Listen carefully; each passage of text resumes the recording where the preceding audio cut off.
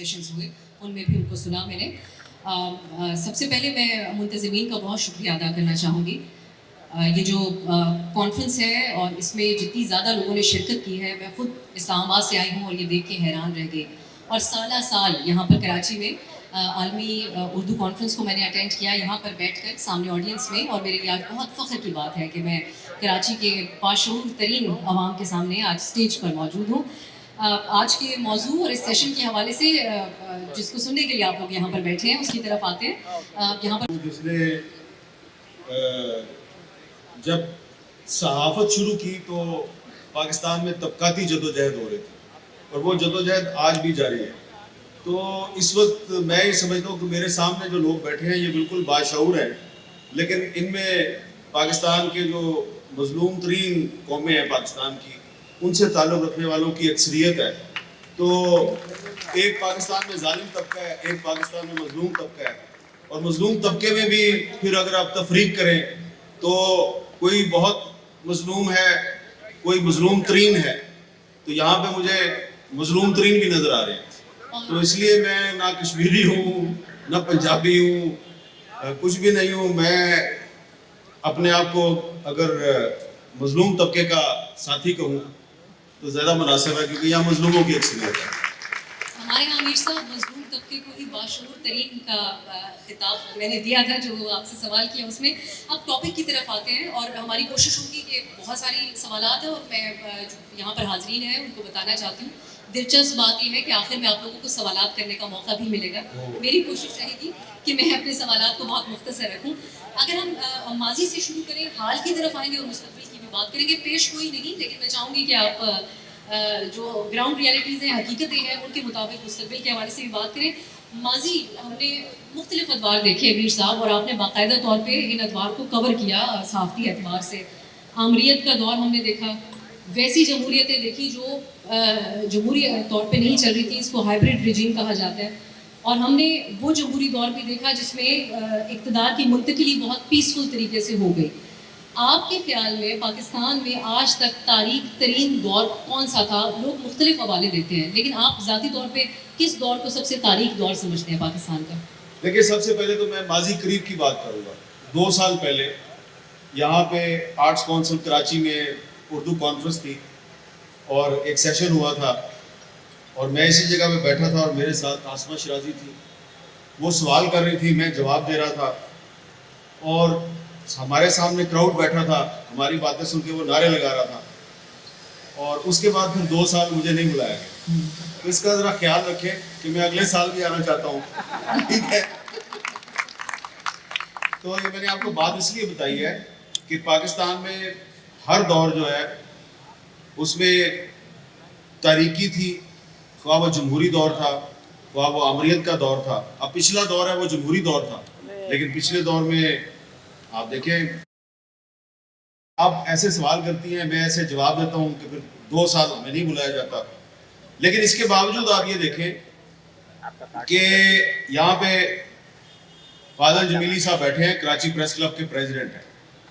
पाकिस्तान में Karachi press club जैसे इदारे मौजूद हैं, ये आर्ट्स काउंसिल जैसे इदारे मौजूद हैं। हर तारीख दौर में ये जो इदारे हैं, इन्होंने कोई ना कोई उम्मीद की और जमहूरियत की शम्मा जलाई रखी। और ये जो उम्मीद है, ये आपको यहाँ जो लोग बैठे हुए हैं इनके चेहरों पर भी नज़र आ रही है। पाकिस्तान में जो तारीख तरीन अदवार थे वो अदवार थे जब पाकिस्तान में जमहूरियत नहीं थी। और आपने सुना होगा, हम सब बहुत तवातर के साथ एक फ़िक्रा दोहराते रहते हैं। सुहेल वड़ाई साहब यहाँ मौजूद है, ये भी ये फ़िक्रा बहुत दफ़ा दोहरा चुके हैं कि बेहतरीन आमरीत जो है, बेहतरीन डिक्टेटरशिप जो है, वो उसके हक में बहुत से लोग बात करते हैं कि जी पाकिस्तान में जो अयूब खान का दौर था ये बड़ा बेहतरीन था, बड़ी तरक्की हुई। लेकिन हम लोग ये कहते हैं कि बदतरीन जमहूरियत जो है वो बेहतरीन आमरीत से बेहतर होती है। तो पाकिस्तान में जब भी आमरीत आई, पाकिस्तान में जुल्म का और इंसानी हुकूक की खिलाफ वर्जियों का दौर गर्म हुआ। आप देख लें कि अयूब खान के दौर में जो नफ़रतें इस कराची शहर में बोई गई, उन्होंने कराची के लोग जो हैं वो मोहतरमा फातिमा जना के साथ थे। इलेक्शन में धांधली से फातिमा जना को हरा दिया गया, इस शहर के लोगों पे गोली चली और उस गोली चलने के बाद जो फसाद शुरू हुआ वो फसाद आज तक चल रहा है। और इसमें जो पाकिस्तान की जो मजलूम अक़वाम थी वो फातिमा जना के साथ थी और जो जालिम तबका था वो अयूब खान के साथ था। तो मैं समझता हूँ कि वो नुक्ता आगाज़ था जब जनवरी 1965 में जो सदारती इलेक्शन हुआ था, तो आपने मादरे मिल्लत को, कौम की माँ को, पाकिस्तानी फ़ौज का एक जर्नैल जो इस मुल्क पर हुकूमत कर रहा था, उसने मादरे मिल्लत को, कौम की माँ को धांधली करके शिकस्त दी। अयूब खान जीत गया, पाकिस्तान हार गया। तो वो एक इंतहाई स्याह तरीन दौर था और उसी दौर में जो नफरतें पैदा हुई, उससे बाद में मुल्क का एक हिस्सा आपसे अलहदा हो गया और उसके बाद उसी दौर में बलूचिस्तान में जुल्म व सितम का आगाज़ हुआ और उसके बाद जनरल ज़िया-उल हक का दौर आया, तो सिंध में एक बहुत बड़ा जो जुल्म है उसके दौर का आगाज़ हुआ। और उसी दौर में आप देख लें कि सियाचिन की चोटियाँ भी चली गई।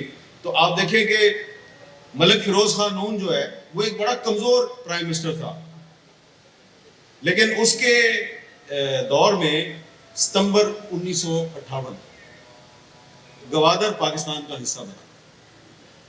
एक इंतहाई कमज़ोर प्राइम मिनिस्टर था मलिक फ़िरोज़ ख़ान नून, उसके दौर में गवादर पाकिस्तान का हिस्सा बना और सितंबर में उसने गवादर को पाकिस्तान का हिस्सा बनाया और अक्टूबर में मार्शल लॉ लगाया गया और उस पर करप्शन का इल्ज़ाम लगा के उसकी हुकूमत बरतरफ कर दी गई।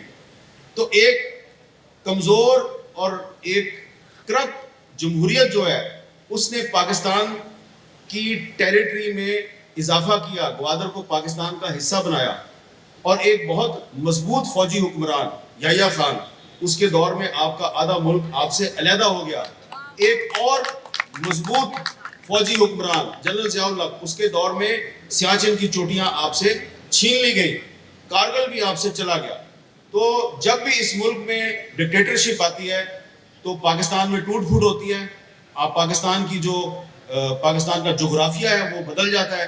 जब भी इस मुल्क में कोई करप्ट या कमज़ोर सियासतदान जो है वो हुक्मरान बनता है तो ठीक है, हम उसमें बड़ी तनकीद करते हैं, लेकिन आपका जो जोग्राफिया है उसमें इजाफा जमहूरियत वार में होता है और आपका जो जोग्राफिया है उसमें कमी उस वक्त होती है जब डिक्टेटरशिप की इस मुल्क में हुकूमत होती है। इसलिए हर डिक्टेटरशिप का दौर इस मुल्क में स्याह दौर है और करप्ट जमहूरियत जो है उसमें हम तनकीद ज़रूर करते हैं, लेकिन करप्ट जमहूरियत में कोई ना कोई उम्मीद की शमा जो है वो जलती रहती है। तो इस जमहूरियत पे तनकीद करके हमने इसी को बेहतर बनाना है, हमने वापस डिक्टेटरशिप की तरफ नहीं जाना।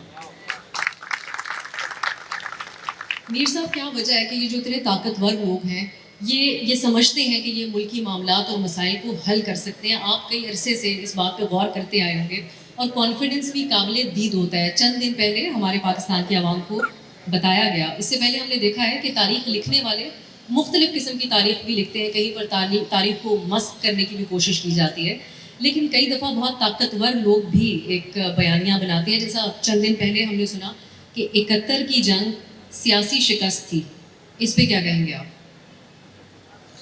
देखिए, माजरत के साथ अर्ज़ है कि 71 की जंग अगर सियासी शिकस्त थी तो ढाका का जो पलटन मैदान है उसमें सरेंडर करने वाला जनरल नियाजी क्यों था, कोई सियासतदान क्यों नहीं था?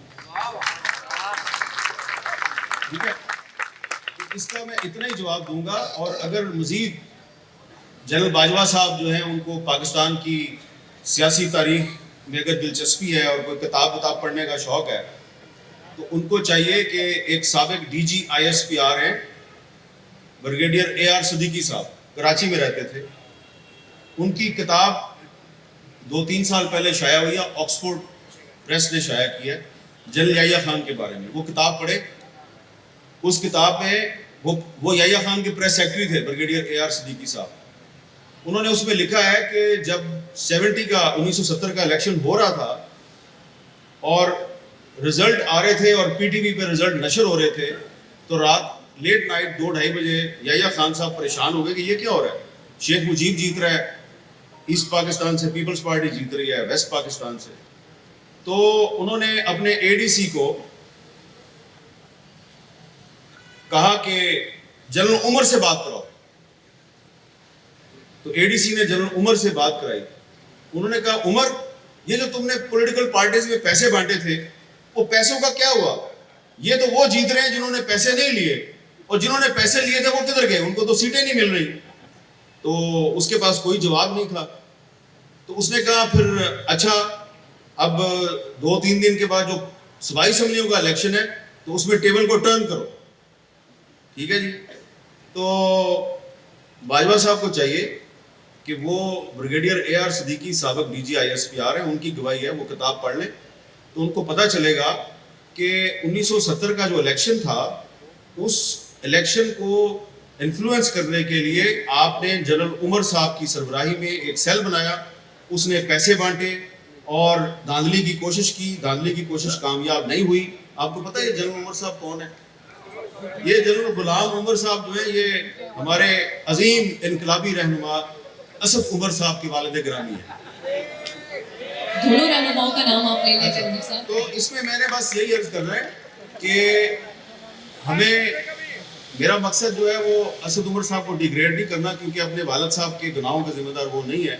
کیونکہ محمد زبیر صاحب جو ہے وہ پی ایم ایل این میں ہیں اور اسد عمر صاحب جو ہے وہ پی ٹی آئی میں ہیں. تو زبیر صاحب کا نام میں نے لے لیا جی, وہ مسلم لیگ نون میں ہیں. تو اب صورتحال یہ ہے کہ وہ سیاسی شکست آپ کہہ سکتے ہیں, لیکن وہ جنرل ایوب خان کی پالیسیوں کا تسلسل تھا. اور یہاں پہ اگر فاطمہ حسن صاحبہ بیٹھی ہوں تو ان کے انکل تھے جسٹس ابراہیم صاحب, ایوب خان کے وزیر قانون تھے.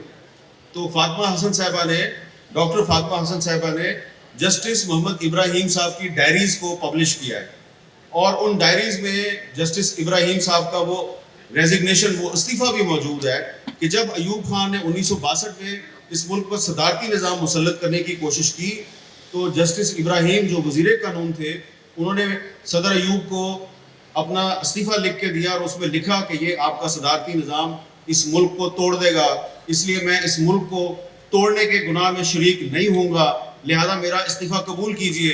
اور جسٹس ابراہیم بنگالی تھے, تو بنگالیوں نے پاکستان نہیں توڑا, یہ ہمارے جرنیلوں نے پاکستان توڑا. تو اگر آپ نے کسی سیاستدان پہ اگر آپ نے الزام لگانے ہیں تو ایویڈنس لے کے آئے نا, پہلے آپ ایویڈنس تو ہے نہیں آپ کے پاس. لیکن میر صاحب کچھ کوتاہیاں تو سیاستدانوں سے بھی اس ملک کی تاریخ میں ہوئی ہوں گی, کیونکہ آج نوبت یہاں پر پہنچ گئی ہے کہ نوجوان نظام کے اوپر سوال اٹھا رہے ہیں. بہت سے جو نوجوان ہیں وہ ڈیبیٹ کرتے ہیں کہ کیا جمہوریت پاکستان جیسے ملک کے لیے ہے بھی یا نہیں, اور اس کو مزید اس آگ میں تیل کا کام کرتی ہے معروف ترین لیڈران کی گفتگو, جن میں چند دن پہلے یہ کہا گیا, سوال اٹھایا گیا ملک کے معروف لیڈر کی طرف سے کہ کیا یہ صدارتی نظام کیا بہت ہی بہتر نظام نہیں ہے, اور مثال پھر اس میں دی جاتی ہے چین کی, ترکی کی اور اس قسم کے ممالک کی جہاں پر صدارتی نظام ہے. اب آپ نے ایک ایسا سوال کیا کہ اس کا جواب جو ہے وہ بہت سے لوگوں کو پسند نہیں آئے گا. میں سمجھتا ہوں کہ آج بھی جن لوگوں نے ایوب خان کے صدارتی نظام سے سبق نہیں سیکھا, جس کی وجہ سے پاکستان توڑنے کی بنیاد ڈالی گئی, جس کے دور میں مادر ملت کو شکست دے کر ایک فوجی صدر کو جتوایا گیا, وہ صدارتی نظام تھا نا. تو اگر آپ نے سبق نہیں سیکھا, پرویز مشرف کا دور کیا تھا؟ صدارتی دور تھا نا. جنرل ضیاء اللہ کا دور کیا تھا؟ صدارتی دور تھا. یحییٰ خان کا دور بھی صدارتی دور تھا. تو صدر صاحب جو ہوتے ہیں وہ جب طاقت کا سرچشمہ بنتے ہیں تو پاکستان کی مظلوم اقوام کی بڑی کمبختی آتی ہے. تو اس لیے میں اس کو سادہ زبان میں یہ کہوں گا کہ صدارتی نظام کی بات وہ لوگ کرتے ہیں جو پاکستان میں صرف ایک صوبے کی حکومت چاہتے ہیں, جو یہ چاہتے ہیں کہ پاکستان میں سندھیوں کی, بلوچوں کی, پختونوں کی اور جو دیگر مظلوم اقوام ہیں ان کی نمائندگی نہ ہو, کیونکہ جو سب سے بڑا صوبہ ہے پھر اسی کی حکومت ہوگی نا. سب سے بڑے صوبے سے سب سے زیادہ ووٹ آئیں گے اور اسی صوبے کا نمائندہ جو ہے وہ صدر بنے گا.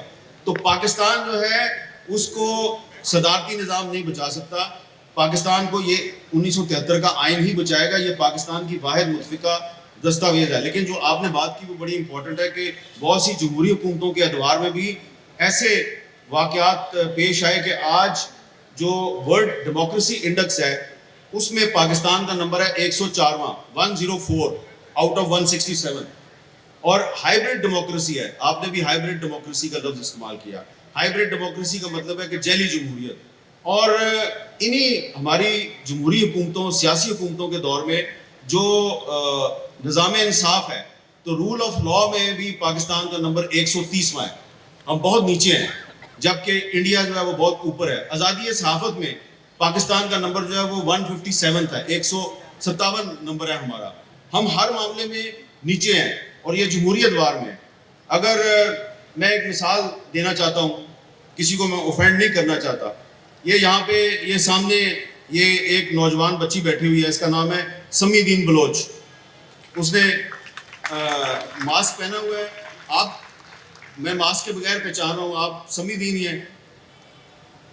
2009 میں ان کے والد ڈاکٹر دین محمد بلوچ کو بلوچستان سے اٹھایا گیا. ایک سرکاری ہاسپٹل کا ڈاکٹر, سرکار کا ملازم.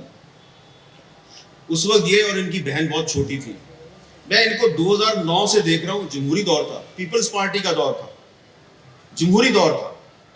یہ بہنیں جو ہیں, ڈاکٹر دین محمد بلوچ کو بلوچستان سے اٹھایا گیا. ایک سرکاری ہاسپٹل کا ڈاکٹر, سرکار کا ملازم.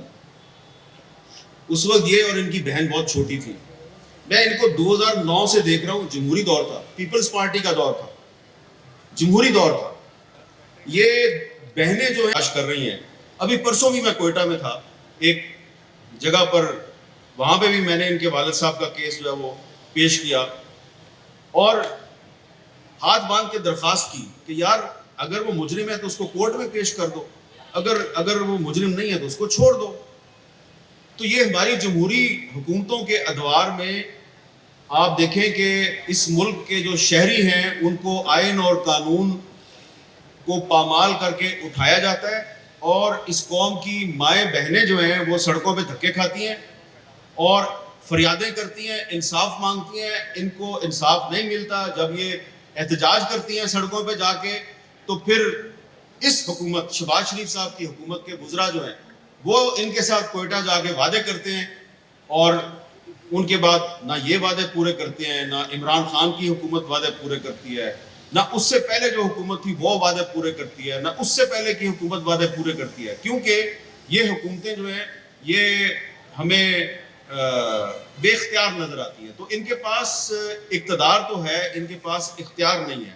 اس لیے کہ جو پاکستان کی جو سیاسی جماعتیں ہیں یہ اپنے آپ کو جمہوریت پسند کہتی ہیں, لیکن ان سیاسی جماعتوں کے اندر جمہوریت نہیں ہے. جب تک یہ اپنے اندر جمہوریت نہیں لے کے آئیں گے تو یہ جو آمریت کی طاقتیں ہیں اور جمہوریت دشمن طاقتیں ہیں, یہ ان کا مقابلہ نہیں کر سکتی. اور جب ان کے پاس طاقت نہیں ہوگی تو اس قوم کی مائیں بہنیں بیٹیاں یہ سب جو ہیں وہ سڑکوں پہ دھکے کھاتی رہیں گی اور انصاف کے لیے فریادیں کرتی رہیں گی. اور جو بات میں نے پرسوں کوئٹہ میں کہی تھی وہ میں آج دوبارہ کہتا ہوں کہ ٹھیک ہے, ہم لوگ ڈکٹیٹرشپ پہ ہمیشہ تنقید کرتے ہیں, اور آئندہ بھی اگر ڈکٹیٹرشپ آئی تو ہم اس کے خلاف لڑیں گے. لیکن یہ جو ہماری سیاسی حکومتیں ہیں ان سے گزارش ہے کہ ایک چیز پہ ضرور غور کریں کہ اگر پاکستان کی مظلوم اقوام کی مائیں اور بہنیں سڑکوں پر ریاست کو بد دعائیں دیں گی تو اس ریاست میں کبھی چین نہیں آئے گا. اس ریاست میں اسی وقت چین آئے گا جب یہاں پہ آئین اور قانون کی حکمرانی ہوگی. میر صاحب, میں آپ کو دوبارہ سیاستدانوں کی طرف لے کے آنا چاہوں گی, کیونکہ میں نہیں چاہتی کہ اگلے 2 سال دوبارہ آپ شرکت نہ کر سکیں اس کانفرنس میں. ایک جنرل صاحب جو کہ, لیکن دوبارہ اسی طرف لے کے آ رہے ہوں کیونکہ, لیکن تو آپ تنقید سیاستدانوں پہ کر دیجیے گا. ایک جنرل صاحب جو بہت اوپینینیٹڈ ہیں, ان کو اپنے خیالات کا اظہار کرنے کا بہت شوق ہے. کچھ عرصہ پہلے ان کو یہ کہتے ہوئے سنا, ہم پہ سوال اٹھاتے ہوئے, کہ آپ لوگ سیاستدانوں سے پوچھتے کیوں نہیں, وہ کیوں بار بار ہمیں استعمال کرتے ہیں, آپ لوگ صرف ہم پہ الزام لگاتے ہیں. تو کیا یہ بات درست ہے کہ سیاستدان بھی استعمال کرتے ہیں فوجی اسٹیبلشمنٹ کا؟ یہ ان جنرل صاحب کا آپ ذکر کر رہی ہیں جو ریٹائرمنٹ سے کچھ دن پہلے نیشنل ڈیفینس یونیورسٹی اسلام آباد میں آپ کو اور مجھے سامنے بٹھا کے لمبی لمبی تقریریں کر رہے تھے.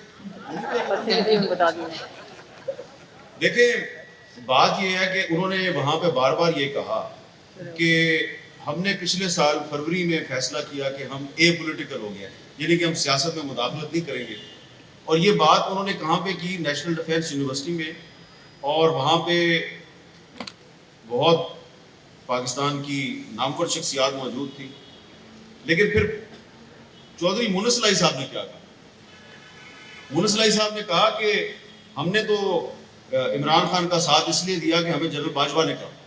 ٹھیک ہے، تو وہ بات اس دن جو وہ کر رہے تھے آپ کے اور میرے سامنے کہ سیاستدان ہمیں سیاست میں گھسیٹتے ہیں، ہو سکتا ہے گھسیٹتے ہو، لیکن پرویز لائی صاحب تو ان کے پاس نہیں گئے، وہ پرویز لائی صاحب کے پاس آئے اور کہا کہ آپ عمران خان کا ساتھ دیں. یہاں یہ میں بات کلیئر کرنا چاہتا ہوں کہ ادارہ تو غیر سیاسی ہو چکا تھا، ادارے کا سربراہ غیر سیاسی نہیں ہو رہا تھا. تو اس لیے ادارے کے سربراہ نے اپنے ادارے کی پالیسی کی خلاف ورزی کی اور ان کو اس پہ وضاحت کرنی چاہیے.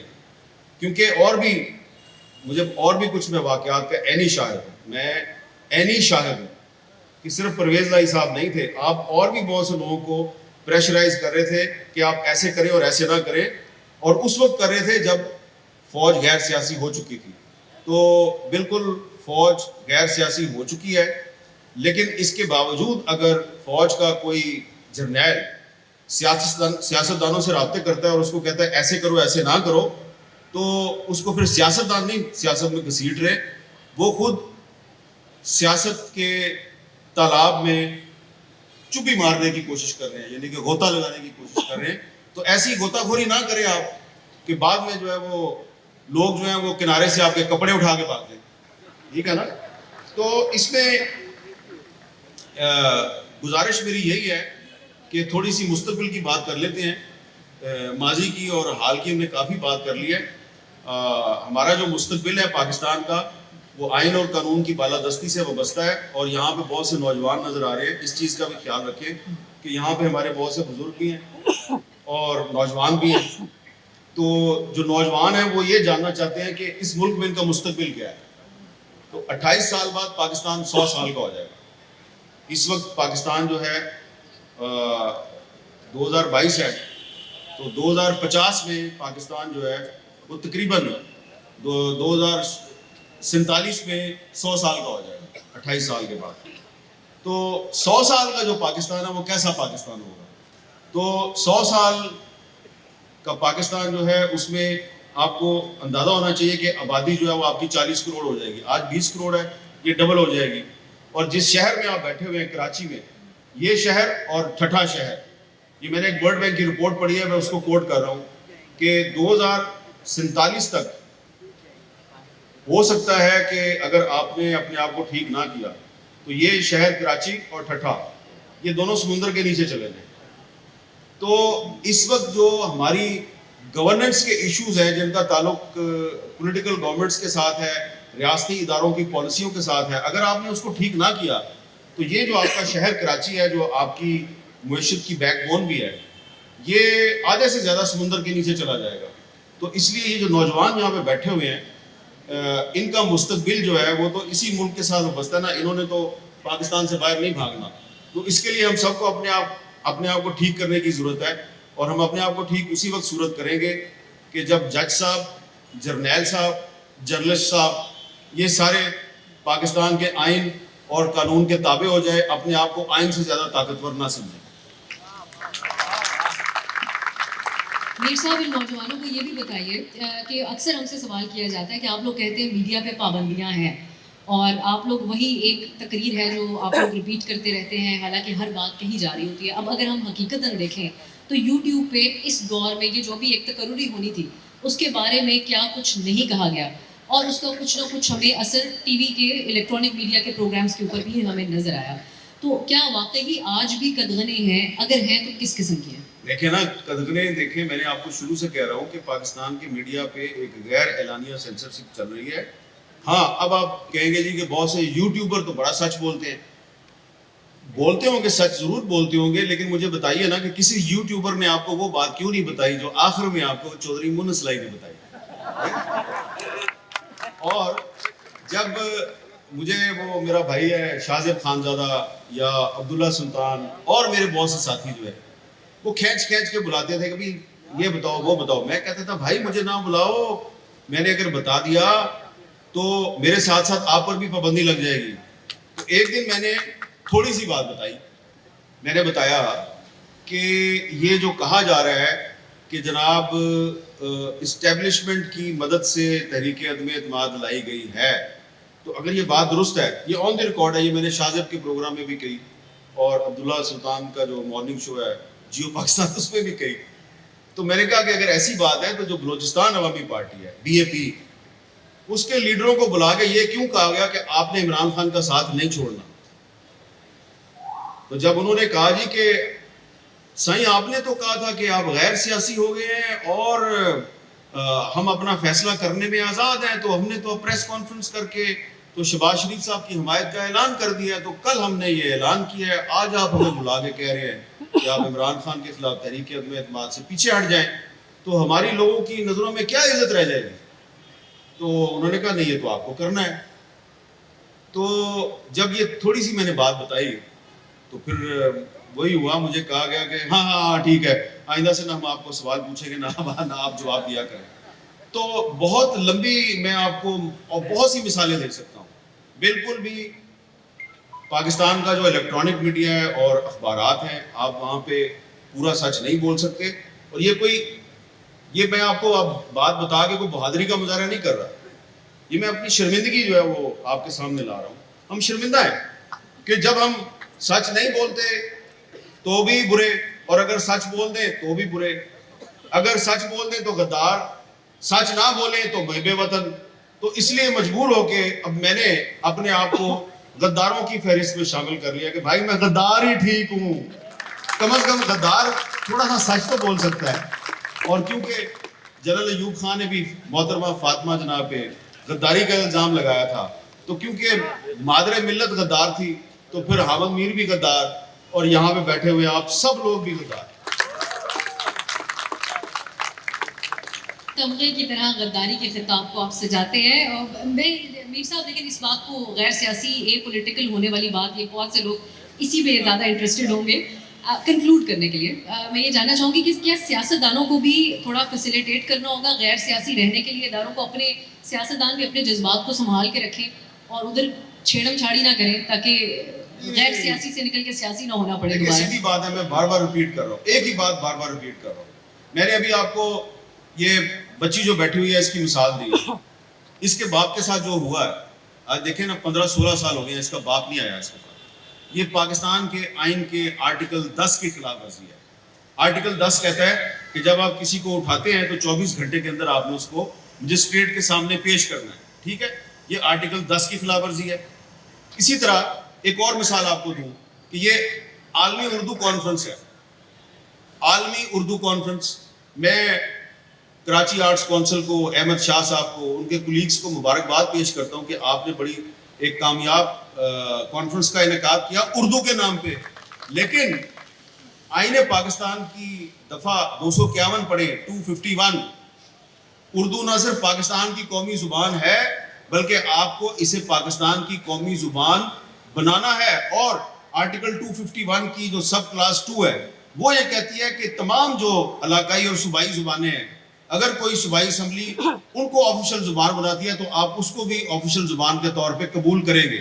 تو اردو کو اور جو باقی صوبائی زبانیں ہیں ان کو آپ کے آئین نے قومی زبانوں کا درجہ دیا ہے. اور سپریم کورٹ آف پاکستان نے 2015 میں حکم دیا حکومت پاکستان کو کہ آپ فوری طور پہ آرٹیکل 251 کی پابندی کرتے ہوئے سپریم کورٹس میں تمام جو سرکاری ادارے ہیں ان کی جو آفیشل لینگویج ہے اس کو اردو کر دیں.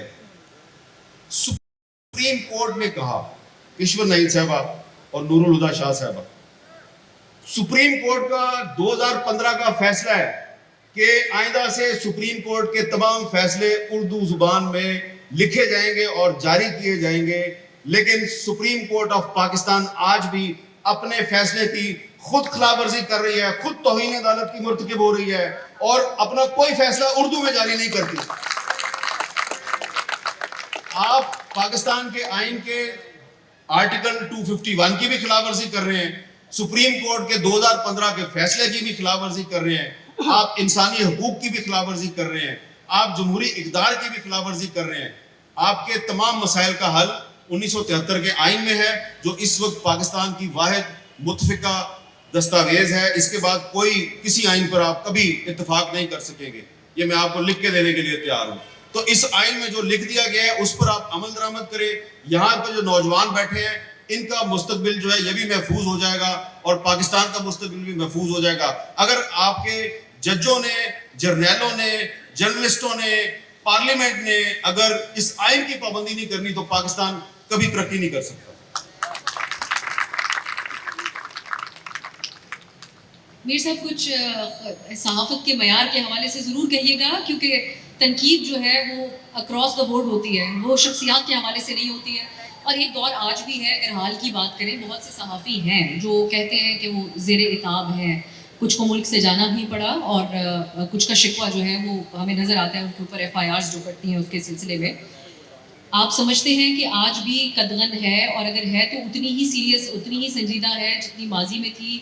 اس حوالے سے کیا کہیں گے؟ اور میر صاحب جو صحافت کا معیار ہے اس میں کتنا کردار ہمارا اپنا خود کا صحافیوں کا ہے کہ لوگوں کا اعتبار ہٹا اور اب جتنے منہ اتنی باتیں والا حساب بھی ہو گیا ہے. بہت سارے لوگ ہیں وہ سوشل میڈیا پہ یوٹیوب کے ذریعے بات چیت کرتے ہیں اور اس کے بعد جو ٹرولنگ ہے, جو سچ بولتے ہیں, جو لوگ وہ بات کرتے ہیں جو طاقتور ہلکے نہیں سننا چاہتے, ان کی ٹرولنگ ہوتی ہے. اور ہمیں ایک ایسا ماحول بھی نظر آتا ہے جہاں پر شخصیت پرستی ہوتی ہے, وہ صحافیوں کی شخصیت پرستی بھی ہونے لگی ہے. پہلے تو سیاسی لیڈران کی ہوا کرتی تھی, اب ہم دیکھتے ہیں اسٹیج پر, سیاسی جلسوں کے اسٹیج پر بلایا جاتا ہے, ان کے لیے بڑی تالیاں بجائی جاتی ہیں کچھ صحافتی لوگوں کے لیے. تو آپ سمجھتے ہیں کہ آپ ان لوگوں کو صحافی سمجھتے ہیں, اور کیا آپ سمجھتے ہیں کہ ہمیں ڈیفائن کرنے کی ضرورت ہے کہ اصل صحافی کون ہے, تاکہ لوگوں کا ہمارے پیشے سے اعتبار نہ ہٹ جائے؟ اب آپ نے ایک سوال میں بہت سے سوال اکٹھے کر دیے ہیں, تو میں سب سوالوں کا جواب نہیں دیتا. میں اس کا ایک, آپ کے بہت سے سوالوں کا ایک چھوٹا سا جواب یہ دیتا ہوں کہ دیکھیں, پاکستان میں تو صحافت آزاد نہیں ہے. اگر صحافت آزاد ہوتی تو ارشد شریف پاکستان سے نہیں بھاگتا, پاکستان چھوڑ کے نہیں جاتا. اگر صحافت آزاد ہوتی تو ارشد شریف کو کینیا میں قتل نہ کیا جاتا. اگر پاکستان ایک آزاد ملک ہوتا تو کریمہ بلوچ کو کینیڈا میں قتل نہ کیا جاتا. اگر پاکستان آزاد ملک ہوتا تو ساجد بلوچ کو سویڈن میں قتل نہ کیا جاتا. اور اگر پاکستان میں انصاف اور قانون کی حکمرانی ہوتی تو اس وقت جو ہزاروں افراد پاکستان میں لاپتہ ہیں, ان کی مائیں بہنیں سڑکوں پہ دھکے نہ کھا رہی ہوتی. نہ صحافت آزاد ہے, نہ پاکستان کا معاشرہ آزاد ہے, نہ آپ کی پارلیمنٹ آزاد ہے. آپ کا معاشرہ اس وقت آزاد ہوگا جب پاکستان کی پارلیمنٹ اور جوڈیشری آزاد ہوگی اور جب میڈیا آزاد ہوگا. تو اگر پاکستان میں آپ کو صحافت میں لگ رہا ہے کہ ڈیٹیریوریشن آ رہی ہے, انحطاط آ رہا ہے, تو یہ آپ کو معاشرے کے ہر طبقے میں نظر آئے گا. لیکن مجھے تھوڑی سی امید یہ ہے کہ دیکھیں, یہاں پہ جو اتنی بڑی تعداد میں نوجوان ہیں اور بزرگ بھی بیٹھے ہیں یہاں پہ, تو یہ سب لوگ آپ کی اور میری باتیں سن رہے ہیں. حالانکہ ہم اس قابل تو نہیں ہیں کہ ہماری باتیں سارے لوگ سنیں, لیکن یہ کسی امید میں آیا نا, اور ہر قسم کی بات سن رہے ہیں. اور جب ہم اپنے آپ کو غدار کہتے ہیں تو یہ تالیاں بجاتے ہیں. تو اس کا مطلب ہے کہ پاکستان کا مستقبل روشن ہے. پاکستان کے لوگ جو ہیں وہ اختلاف رائے کی آزادی جو ہے اس پہ یقین رکھتے ہیں. پاکستان کے لوگ جمہوریت پہ یقین رکھتے ہیں. پاکستان ایک جمہوریت پسند تحریک کی پیداوار ہے. قائد اعظم محمد علی جناح ایک جمہوریت پسند, آئین پسند سیاستدان تھے. تو اگر ہم قائد اعظم کے راستے پہ چلیں گے تو اس پاکستان میں بلوچستان کو بھی اس کے حقوق ملیں گے, سندھ کو بھی ملیں گے, خیبر پختونخوا کو بھی ملیں گے, پنجاب کو بھی ملیں گے, کشمیر اور گلگت بلتستان کو بھی ملیں گے, اور صحافیوں کو بھی ان کے حقوق ملیں گے. لیکن اگر آپ قائد اعظم کے راستے پہ نہیں چلیں گے تو پھر آپ اور میں اسی طرح جدوجہد تو ہم جاری رکھیں گے. باز نہیں آنا ہم نے اپنی باتیں کرتے رہنا ہے اور مایوسی کا شکار نہیں. میر صاحب, لاپتہ افراد کی جو آپ بات کر رہے ہیں, ہم آپ کے کریئر کو فالو کرتے ہیں, تو اس میں سب سے زیادہ آپ نے اس موضوع کے اوپر بات کی اس وقت میں جب مشکل تھا یہ کہنا, اور دیگر جو صحافی اس بارے میں بات کرتے رہے ان کے لیے بھی جو مشکلات بنی, کہیں جان جانے کی صورت میں نظر آئی جن کا میر صاحب نے بھی حوالہ بھی دیا, اور کئی کے لیے کام کرنا مشکل ہو گیا اس کے بعد. لیکن اور مشکلات آپ کے لیے جو بنی اس کا بھی پورا ملک واقف ہے. میں یہ چاہوں گی کہ آپ ایک تو یہ بتائیں کہ آپ کا جو اوور آل سفر رہا صحافت میں, اس میں سب سے زیادہ مشکل جس کا اگر آپ نے ماضی میں کبھی ذکر نہ کیا ہو, خاص طور پہ آج کے اس موقع کی مناسبت سے اگر آپ بات کریں, کون ایسا موقع رہا یا کون سا ایسا موضوع رہا جو سب سے زیادہ مشکل رہا؟ کیا وہ لاپتہ افراد کے حوالے سے بات کرنا ہی ایک ایسا موضوع تھا؟ اور دوسری بات اسی میں اگر اپنے جواب میں آپ کہیے کہ جو اب سول سوسائٹی ہے اور جو صحافی ہیں، یہ ان کو معلوم ہے کہ ان کی جان بھی خطرے میں ہو جاتی ہے، لیکن کس طریقے سے وہ اپنا رول پلے کر سکتے ہیں اور اپنی جان کی حفاظت کو یقینی بناتے ہوئے؟ کیا کوئی شعر و شاعری میں بات کی جائے، کارٹون بنا کے بات کی جائے، یا سیدھے سیدھے اپنے الفاظ رکھ دیے جائیں؟ آپ کے سوال کا جو آخری حصہ میں اس کا جواب پہلے دوں گا. دیکھیں، پہلی بات تو یہ ہے کہ جب آج سے کچھ سال پہلے مجھے لوگ کہتے تھے جو نوجوان کہ جی ہم صحافی بننا چاہتے ہیں، تو میں کہتا تھا بالکل بنے. اور کیسا پیشہ ہے صحافت؟ میں کہتا تھا ضرور صحافت میں آئیں. پھر آہستہ آہستہ کچھ ایسے واقعات پیش آئے کہ مجھے یہ محسوس ہوا کہ میں غلط مشورہ دے رہا ہوں. تو اب میں یہ کہتا ہوں کہ اگر آپ پرسکون زندگی گزارنا چاہتے ہیں تو کبھی صحافی نہ بنیں. ہاں، اگر آپ پاگل ہیں اور آپ ناانصافی کے خلاف جنگ لڑنا چاہتے ہیں اور جان ہتھیلی پہ رکھ کے جدوجہد کرنا چاہتے ہیں تو پھر آپ صحافی ضرور بن جائیں. ٹھیک ہے؟ تو صحافت صرف صحافت نہیں بلکہ سیاست بھی پاکستان میں بڑی مشکل ہے. یہاں پہ میں بہت سے ادیبوں کو دیکھیں، سہیل بڑائی صاحب بیٹھے ہیں، ان کی کتاب جو ہے وہ آئی، ابھی بات ہو رہی تھی پچھلے سیشن میں، یہ کمپنی نہیں چلے گی. تو بڑی زیادتی ہوئی. ان کی کتاب جو ہے اس کے پبلشر کو تنگ کیا گیا، ان کے ادارے کو تنگ کیا گیا، کہا گیا کہ تصویر بدل دو. تو میں نے ایک مثال دی نا، جو میرے سامنے لوگ بیٹھے ہوئے ہیں، میں تو انہی کی مثالیں دوں گا نا. تو کس طرح میں کہہ دوں کہ صحافت پاکستان میں ایک بڑا پروکار اور بڑا باعزت پیشہ ہے. یہاں پہ تو میں کہتا ہوں کہ مردوں کو چھوڑ دیں، آپ بھی ایک عورت ہیں اور ایک صحافی بھی ہیں ساتھ میں. پاکستان میں ایسا ماحول جان بوجھ کے بنایا جا رہا ہے کہ جو نوجوان لڑکیاں ہیں، نوجوان فیمیل جرنلسٹ، وہ آگے نہ جائیں اور ان کو ڈسکریج کیا جاتا ہے اور ان کو پیچھے کی طرف دھکیلنے کی کوشش ہوتی ہے. حالانکہ میں اخبار کا ایڈیٹر بھی رہا ہوں، میں نے ٹی وی چینل جو ہے اس کی لانچنگ سے لے کے اب تک میرا اس میں کردار رہا ہے. میں یہ سمجھتا ہوں کہ مردوں کی نسبت پاکستان کی جو خواتین ہیں وہ زیادہ اچھی صحافی ہوتی ہیں. اور ایک خاتون جب آپ کے نیوز روم میں آ جاتی ہے نا، صرف ایک خاتون، تو آپ کے پورے نیوز روم کا ماحول ٹھیک ہو جاتا ہے. میں نے ایک دفعہ ایک نوجوان صحافی تھی، میں نے اس کو کرائم رپورٹر بنا دیا، کیونکہ خواتین سے کرائم کی بیٹ نہیں لی جاتی. خواتین سے کون سی بیٹ لیتے ہیں؟ ان کو کون سی بیٹ لیتے ہیں؟ ہیلتھ کی دے دی، ایجوکیشن کی دے دی. اور اگر افسا کومل جو ہے وہ اینکر بن جائے تو کہتے ہیں دیکھیں نا، یہ تو نیوز ریڈر تھی، اس کو کیوں اینکر بنا دیا؟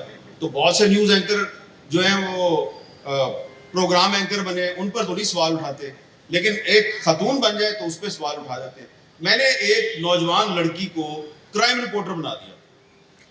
وہ جب کرائم رپورٹر بنی تو اس نے اسلام آباد شہر کی پولیس کو آگے لگا لیا، اور کچھ دن کے بعد شہر کے بڑے نامی گرامی کرائم رپورٹر جن کا تعلق مختلف اخبارات سے تھا، وہ اکٹھے ہو کے میرے پاس آ گئے. اور ساتھ میں صحافیوں کے ایک لیڈر بھی میرے ساتھ ان کے ساتھ آ گئے، وہ بھی کرائم رپورٹر تھے. انہوں نے کہا جی آپ کی مہربانی، یہ اس بچی کا نام لیا، اس کو کرائم کی بیٹ سے ہٹائیں، اس کو کوئی ہیلتھ کی ایجوکیشن کی بیٹ دے دیں. میں نے کہا کیا کیا اس نے؟ کہتے ہیں جی روز مسنگ ڈالتی ہے، روز ایسی خبر دیتی ہے کرائم کی جو ہم نے نہیں دی ہوتی، تو ہماری بڑی کھچائی ہوتی ہے. میں نے کہا تم کیوں نہیں دیتے؟ اس نے کہا جی اگر ہم دیں گے تو گھر کا خرچہ کیسے چلے گا. تو ایک خاتون کرائم رپورٹر جو ہے، اس نے میرے سامنے پاکستان کے وفاقی دارالحکومت کے جو بہت بڑے بڑے صحافی تھے ان کی حقیقت کھول دی. تو میں یہ سمجھتا ہوں کہ اگر آپ نے اپنی صحافت کو اور سیاست کو آگے لے کے جانا ہے تو اس میں جو خواتین ہیں ان کو انکریج کرنا ہوگا. اور انکریج یہ نہیں کرنا کہ آپ ان کو انڈیو فیورز دیں، بالکل انڈیو فیورز نہ دیں، ان کو ان کا جائز رائٹ دے دیں. اگر وہ باصلاحیت لڑکی ہے تو اس کو وہی ٹریٹمنٹ دیں جو کہ آپ کسی باصلاحیت لڑکے کو دیتے ہیں. لڑکیاں آگے جائیں گی، خواتین آگے جائیں گی تو آپ کی سیاست بھی آگے جائے گی، آپ کی صحافت بھی آگے جائے گی. اس میں میر صاحب آپ نے ترجمانی کی ہے تمام خواتین صحافیوں کی، اور میں خود اس چیز سے گزرتی ہوں، اور آسماء شرازی صاحبہ سے زیادہ کس نے برداشت کیا یہ رویہ، اور ہمیں ہمارے لیے مشعل راہ بنی اور ہمیں حوصلہ دیا کہ کام کو جاری رکھا جائے. بہت سے حوالوں سے ہمارے اوپر تنقید ہوتی ہے، اور جب تک میں خبریں پڑھا کرتی تھی، میں ضرور یہاں پہ جو حاضرین ہیں ان سے شیئر کرنا چاہوں گی، بہت سے لوگ جو اس وقت، کیونکہ ان باکس جو ہوتا ہے سوشل میڈیا کا، اس پہ پرانے میسیجز بھی رہ جاتے ہیں، اور بہت سے لوگ بھول جاتے ہیں کہ ہم پرانے میسیج بھی پڑھتے ہیں. تو جو بڑے فین ہوا کرتے تھے کہ آپ کا انداز بیان بڑا اچھا ہے، آپ جیو پہ خبریں بڑی اچھی پڑھتی ہیں، وہ گالیاں دیتے ہیں، اور گالیاں ایسی کہ جن کا میں بس اس کی تفصیل میں بھی نہیں جانا چاہتی. اور ہم جیسے بہت سے لوگوں کے لیے مشکل ہوتا ہے، کیونکہ بچپن سے جو ہماری پرورش ہوئی اس میں عام طور پہ گالیاں چلتے ہوئے دیکھی نہیں ہم نے اپنے آس پاس.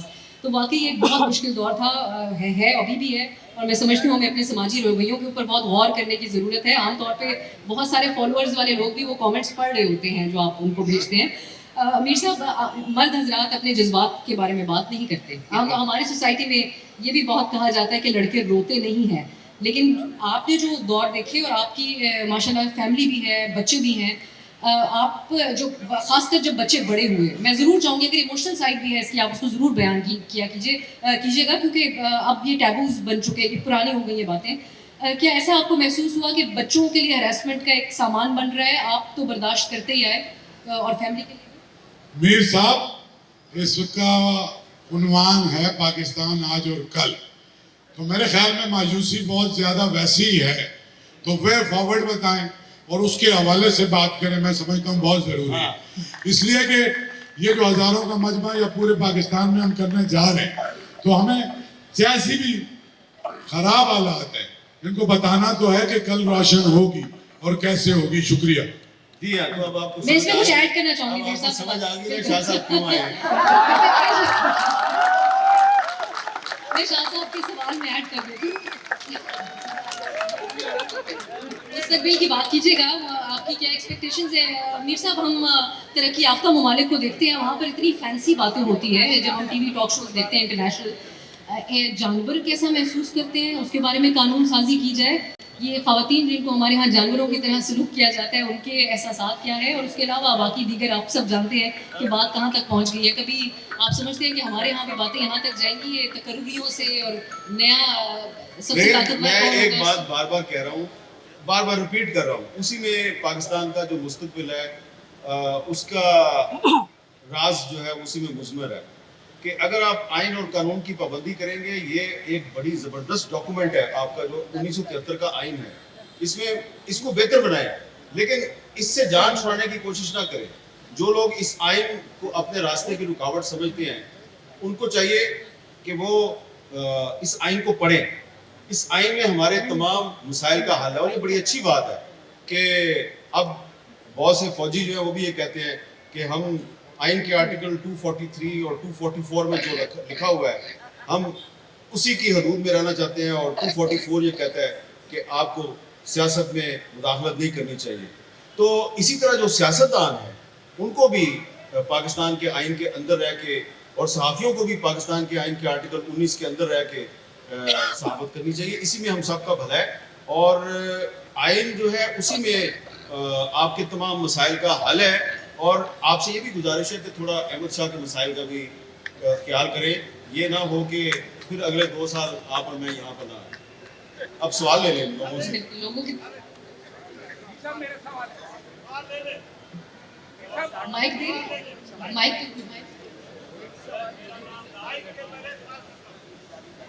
آپ ادھر سر، آپ کی پوری جتنا بھی سیشن تھا ماشاءاللہ آپ کا زیادہ تر فوکس جو تھا آئین اور لا کی آبلیگیشنز وغیرہ پہ تھا.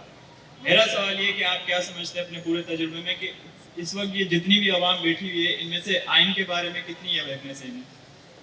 دیکھیں میرے پیارے بھائی، کنٹینیو سر، اس میں ایک سیکنڈ. سپریم کورٹ کی جو لیگل ایجوکیشن کے حوالے سے ججمنٹ تھی جس میں انہوں نے بارڈ لگایا کہ جی 100 سے زیادہ ایڈمیشن نہیں ہو سکتے، تو اس میں خود ہی وہ ججمنٹ میں کہتے ہیں کہ رائٹ ٹو جسٹس کا مطلب صرف یہ نہیں ہے کہ آپ کو انصاف ملے، آپ انصاف کے بارے میں تعلیم بھی حاصل کریں. تو 100 کا بارڈ لگانے کے بعد باقی اسٹوڈنٹس کا دیکھیں آپ نے جو سوال جو ہے نا آپ نے کہا ہے کہ ان لوگوں کو آئین کا کتنا پتہ ہے. ٹھیک ہے، یہاں پہ بہت سے جرنلسٹ بیٹھے ہوئے ہیں، ان کی تمام زندگی آئین اور قانون کی بالادستی کے لیے جدوجہد میں گزر گئی ہے. میں نے کراچی پریس کلب کا سب سے پہلے ذکر کیا، اس کا پریزیڈنٹ ادھر بیٹھا ہوا ہے. ٹھیک ہے، اور کراچی پریس کلب کی ایک پوری تاریخ ہے. یہاں پہ بہت سی پولیٹیکل پارٹیز کے ورکر بیٹھے ہوئے ہیں. ایک میری بات یاد رکھنا, پاکستان کے عوام کو کبھی بیوقوف مت سمجھنا. پاکستان کے عوام جو ہے نا وہ آکسفورڈ اور ہارورڈ یونیورسٹی کے ایجوکیٹڈ سیاستدانوں سے زیادہ سمجھدار ہے. اور جو علم ہوتا ہے نا, علم اور بصیرت, یہ غیر ملکی یونیورسٹیوں کی ڈگریوں سے نہیں آتی. ایک عام آدمی جو ان پڑھ ہے, جو اپنا نام نہیں لکھ سکتا, اس سے بھی کبھی آپ بات کریں نا دور دراز علاقوں میں جا کے, تو وہ بھی آپ کے ساتھ بڑی بڑی عقل کی اور فہم کی باتیں کرتا ہے. ایک سپیرا جو بین بجاتا ہے, ایک ڈھول والا جو ڈھول بجاتا ہے, کسی مزار پہ ناچ رہا ہوتا ہے, اس سے بھی جب آپ بات کریں گے وہ بھی آپ کو بڑی عقل کی باتیں بتائے گا. تو ان کو اچھی طرح پتہ ہے کہ میں اس وقت یہاں پہ بیٹھا ہوں, میں کچھ باتیں کھل کے کر رہا ہوں, کچھ کھل کے نہیں کر رہا. تو جو میں کھل کے کر رہا ہوں وہ تو ان کو سمجھ آ ہی نہیں ہے, جو میں کھل کے نہیں نہ کر رہا وہ بھی ان کو سمجھ آ رہی ہے کہ کھل کے نہیں کر رہا. ان کو یہ بھی پتہ ہے کھل کے کیوں نہیں کر رہا, یہ بھی پتہ ہے. ان کو بیوقوف مت سمجھو, بس ان کو ان کے حقوق دے دو, یہ پاکستان کو آگے لے جائے گا. میرا سوال غور سے سننا. میرا نام مہیش کمار ہے, آپ کا نام حامد میر ہے. میں پاکستان کا اتنا ہی وفادار ہوں جتنا آپ ہیں. آپ نے قائد اعظم کی بات کی, اصولوں کی بات کی. آپ نے کہا کہ یہ جو ہے نا 73 کے آئین پہ کو پڑھو, اس کو سمجھو, آئین پہ کرو. یہ 73 کا آئین مجھے مہیش کمار کو 2 نمبر کا شہری سمجھتا ہے. میں کیسے اس کو کروں؟ دیکھو اس پہ آپ اس پہ کرو. یہ بڑا مسئلہ آپ کا سوال ہے نا, مجھے سوال سمجھ آ گیا, مجھے اس کا پلیز جواب دے دیں. میں نے کہا نا 73 کے آئین کو بہتر بنانے کی ضرورت ہے مہیش کمار صاحب, ٹھیک ہے نا. یہ میں نے کیوں کہا, اس لیے, اور میں نے یہ بھی کہا کہ ہم اسی وقت پاکستان کو آگے لے کے جائیں گے جب پاکستان قائد اعظم کا پاکستان بنے گا. یہ میں کیوں کہتا ہوں, جب قائد اعظم زندہ تھے, نوجوانوں سن لو, تو قائد اعظم نے پاکستان کا جو پہلا وزیر قانون بنایا تھا اس کا نام تھا جوگندر ناتھ منڈل, ہندو تھا. اور اس کے پاس صرف لا منسٹری نہیں تھی, کشمیر افیئرز کی منسٹری بھی اس کے پاس تھی. پاکستان کا پہلا وزیر قانون جوگندر ناتھ منڈل ایک ہندو تھا. تو اگر پاکستان کے قانون کی باغڈور قائد اعظم نے ایک غیر مسلم کو دے دی, ہندو کو دے دی, تو اس کا مطلب ہے کہ پاکستان میں تمام پاکستانی, خواہ ان کا تعلق کسی بھی مذہب سے ہے, وہ پاکستان کے آئین کے مطابق برابر ہے. تو اگر میرے بھائی مہیش کمار کو کوئی ابھی بھی سمجھتے ہیں کہ اس آئین کو بہتر بنانے کی گنجائش ہے, اور وہ یہ سمجھتے ہیں کہ ان کو ایکویلٹی نہیں مل رہی, برابری نہیں مل رہی, تو ان کے جو نمائندے ہیں غیر مسلم پاکستانی, میں ان کو اقلیت والا نہیں کہتا, نہ ہی میں ان کو مائنورٹی کہتا ہوں. غیر مسلم پاکستانی ہے, ایک مسلمان پاکستانی اور غیر مسلم پاکستانی ہے. وہ جو نمائندے ہیں ان کو بھی آواز بلند کرنی چاہیے, اور جو مسلمان نمائندے ہیں ان کو بھی آواز بلند کرنی چاہیے اسمبلی میں. اور پولیٹیکل پارٹیز جو جمہوریت کی اور آئین کی بات کرتی ہیں, خاص طور پہ 3 بڑی پارٹیاں, تحریک انصاف, مسلم لیگ نون اور پیپلز پارٹی, ان کو آئین میں قانون سازی کرنی چاہیے کہ جس سے کہ مہیش کمار کا شکوہ دور ہو جائے. اگر قائد اعظم کی زندگی میں ایک ہندو پاکستان کا وزیر قانون بن سکتا ہے, تو شہباز شریف کے دور میں کوئی ہندو پاکستان کا وزیر قانون کیوں نہیں بن سکتا؟ بن سکتا.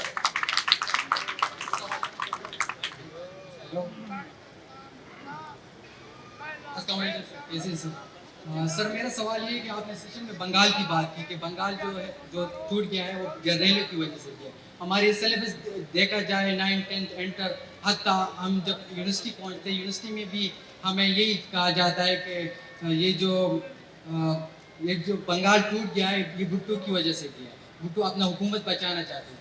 اس پر آپ کا کیا کامنٹ ہے؟ دیکھو پہلے بات تو یہ یاد رکھو کہ آپ ہسٹری پڑھیں, آپ کی جو کالج اور اسکول کی جو کتابیں ہیں اس میں پورا سچ نہیں ہے.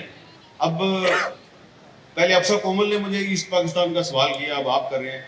دیکھو جو ہسٹری ہے نا, ہسٹری وہ یہ بتاتی ہے کہ پاکستان بنگالیوں نے بنایا, اور ان کے ساتھ ان کی آواز میں پہلی آواز سندھیوں نے ملائی.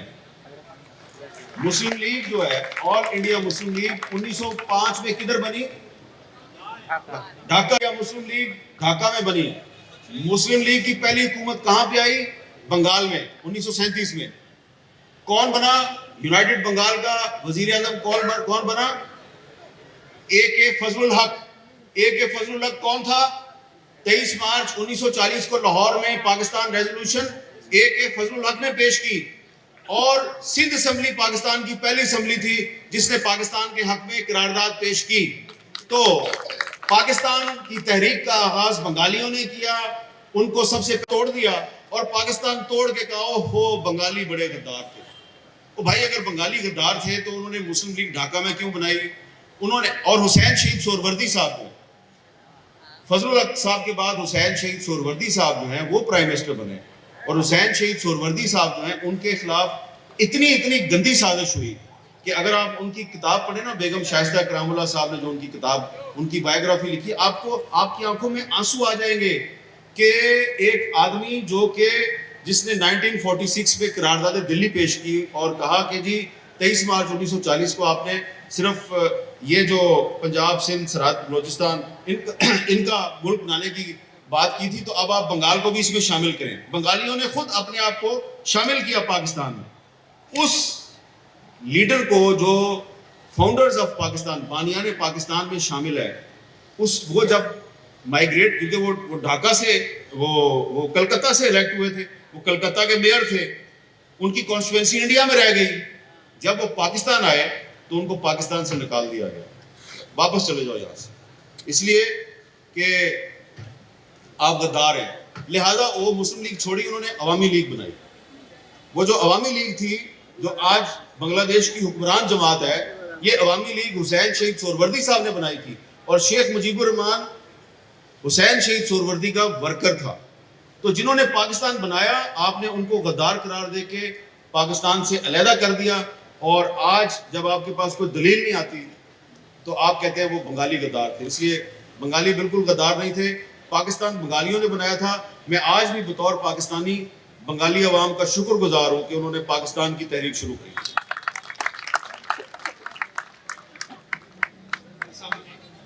वज़ीर पाकिस्तान की कौमी असम्बली का एक इलेक्टेड मेंबर है। जब उसके वोट की ज़रूरत होती है, उसको कराची की जेल से निकाल के इस्लामाबाद ले जाया जाता है, वोट डलवाया जाता है, फिर वापस जेल में बंद कर दिया जाता है।